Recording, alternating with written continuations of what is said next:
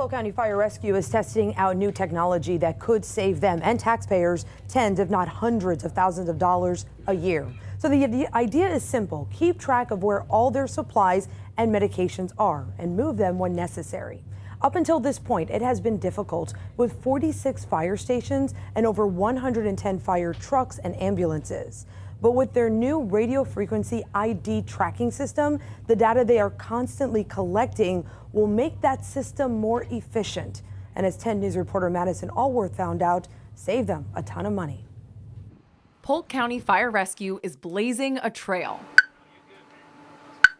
The technology is not new, but they are the first fire department in Tampa Bay to use it.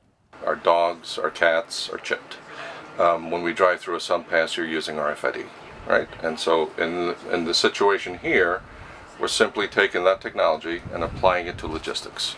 Logistics for things like making sure medication doesn't expire and is stocked. We want to reduce the amount that we have to return to the manufacturer because they're expired. And this will allow us to repurpose that stock to another truck and have them use it. In Fire Truck 9, they were down to 2 units of Narcan. It's required that each truck has 8. Right now, we would have to purchase more or use the ones that we have purchased for this truck, when in the future we'll be able to go to another truck and a zone that doesn't use as much, take some of theirs, put it on here so it's used quickly before it expires, and restock that other truck.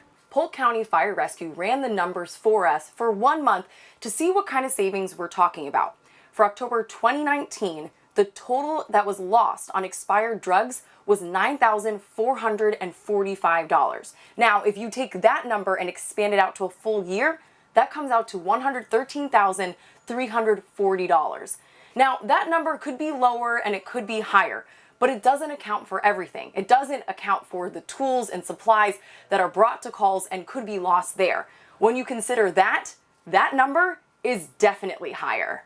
If they were to leave a piece of equipment at a residence that they've responded to, we can track where that equipment was left, when it left the truck, and if it came back in the truck or not. So we can find out where we left it and go retrieve it. And ultimately, that'll save us from having to purchase a new one.